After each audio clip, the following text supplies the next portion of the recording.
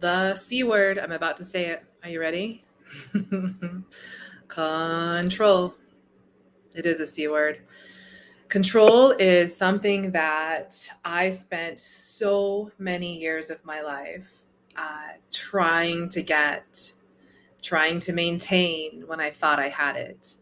So, control was a topic that came up today in the Rise Tribe as I was teaching. And so let's talk about it.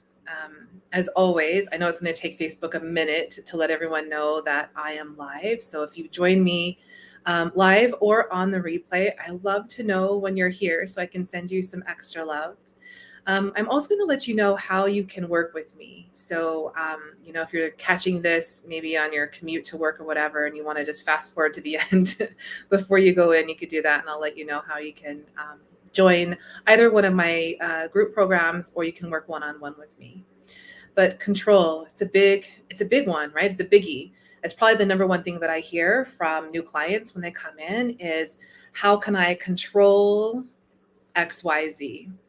And if you think about it, it's embedded in our culture. It's embedded in the way that we've been trained to think, this like quote unquote anger management, and that you need to control your emotions.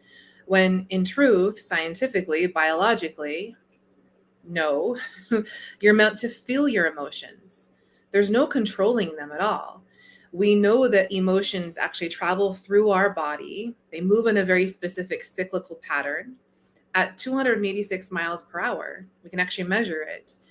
And so what does that mean? Like, think of our body as a vacuum and the emotions traveling at 286 miles per hour. Well, they just pick up momentum over time. And the reason why control is such a facade is you get a false sense of it every once in a while. So let's say something goes your way and you all of a sudden get this hit. It's literally a dopamine hit, serotonin hit even, that says, see, I did it. I knew it. I knew if I planned and if I did X, Y, and Z, that I would be successful at whatever it might be. And you get a false sense of control, but there is no control. There just isn't. The reason why there's not is because, one, on a scientific level, everything is moving.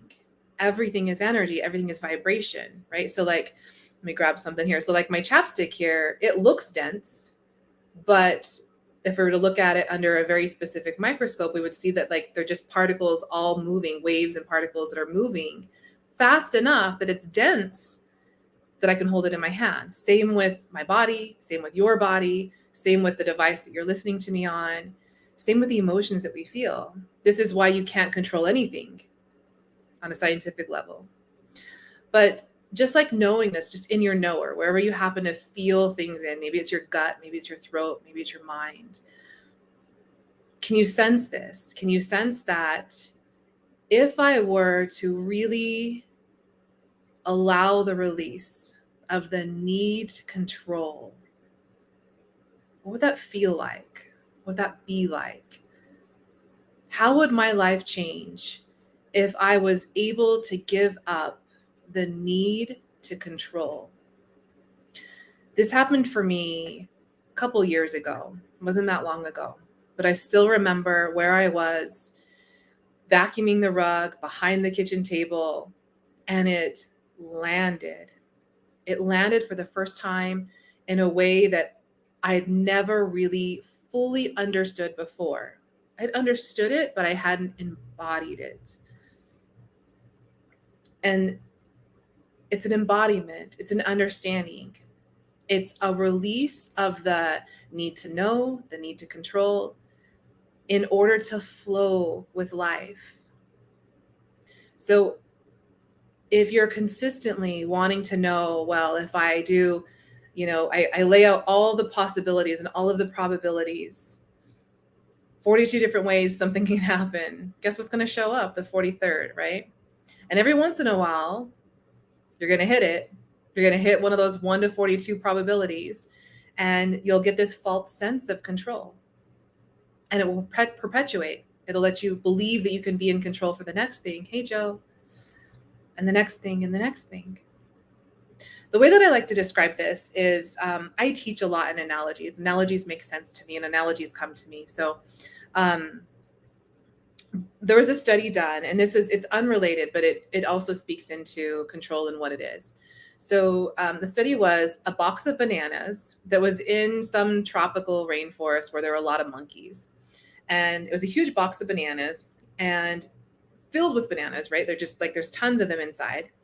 And there's a little hole at the top of the box, and big enough for the monkey to get its hand down into the box. It's in the trees or wherever it's at.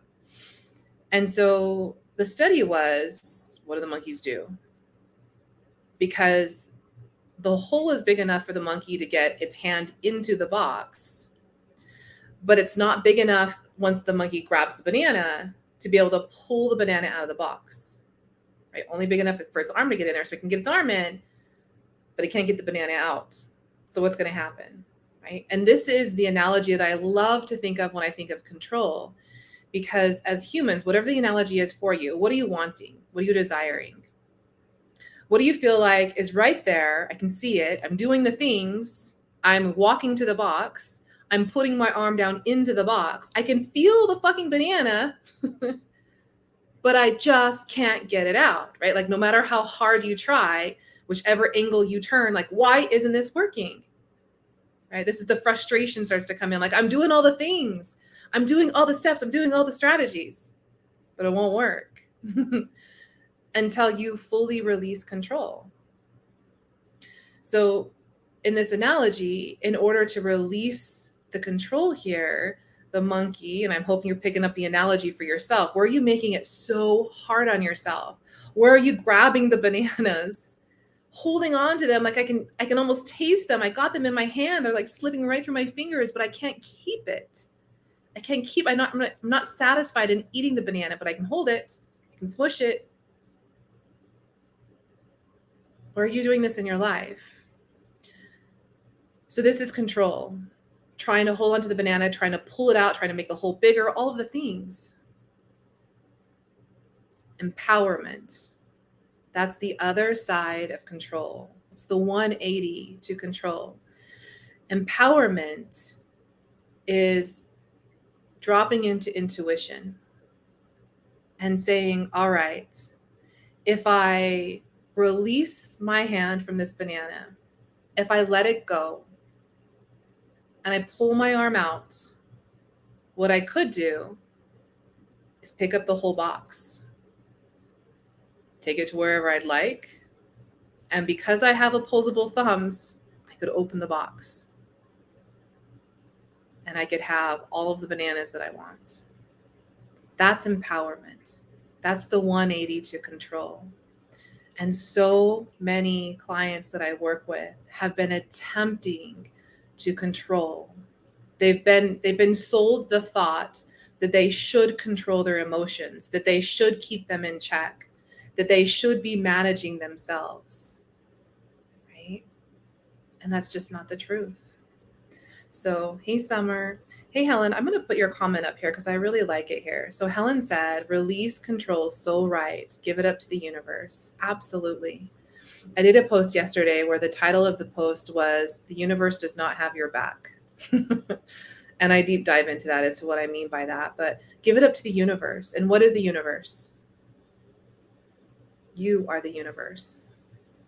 You are part of the universe. Every single droplet, morsel, ounce, cell, vibrational being of you is reflected. You are a mirror to the universe. So when you give it up to the universe, what we're really saying is go inward, reflect inward. That's that tapping into the intuition that I was talking about. And we biologically cannot tap into our intuition when we are in a vibrational state such as control. When we think we're in control, when we're trying to seek control. So these are the clients that I work with, and Summer's here as well. Summer, I'm just gonna put your little pink heart up there. And Joe, I just want to like stamp you in here as well, Joe. But yeah, absolutely, Joe. Fall into grace, right? And in order to fall into grace, what do we need to do? We need to tap into our intuition.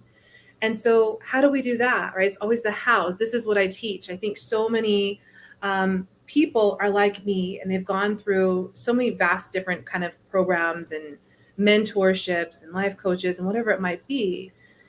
And they're still kind of left with the hows, the literally step by step. How do I do that? How do I fall into grace? How do I tap into my intuition?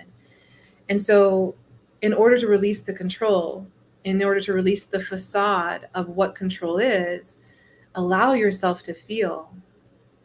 You are a human with vast arrays of emotions, and you're not meant to always be quote unquote high vibe. You're meant to experience emotions that feel like they're negative, and that's okay. So, wherever you are right now in the world, just tap into your heart. You could touch the center of your chest. I'm human. It's okay to get really fucking pissed sometimes. What's not okay is to then judge myself that I'm pissed and then perpetuate that pissedness or the anger that then translates into back pain or extra body weight or disease or whatever it might be. We now know scientifically that the emotions that we're feeling can bring on disease easier, faster, and quicker than the actual DNA that we're carrying in our body. Isn't that fascinating? The DNA that we have in our body right now is less likely to create disease than the emotions that we're feeling, the thought patterns that we're continuously running over and over and over again. It is so simple, right, Joe? I love that you said that. Joe said it's simple, let go. It's easy once you get the hang of it. Yes. And I hope you're like the pun to the monkey hang of it. What I say all the time is that what I teach is so silly simple, but it's not always easy. To learn to release the proverbial banana in this scenario, it's not always easy because it feels like you're losing the thing that you have a facade around, right? Like, how can I possibly release this banana? What's going to happen? You're stepping into the unknown. And so the first time you do it, it's not easy, but it's so worth it. Oh my gosh, like that that saying is so true sometimes.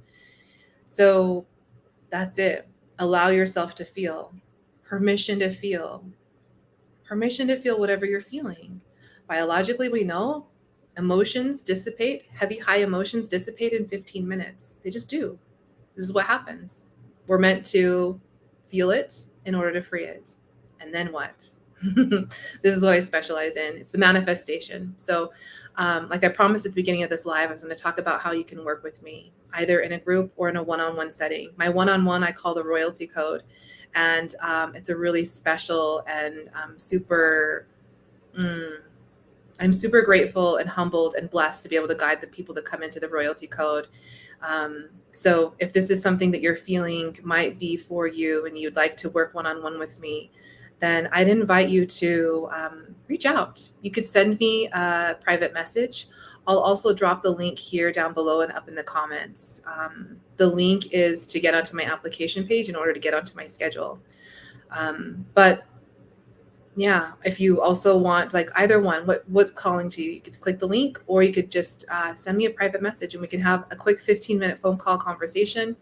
If it's something that I can support you with, then we'll schedule a longer conversation to see what that support system might look like. All right, everyone, release the control. I always think of the Janet Jackson song, "No, My Name Ain't Baby," right? Release the control. Let go of the banana. Let it go. You're just bruising it and you're mushing it and you're not eating it anyways. Release it. And if you want to know how, reach out. I love you all.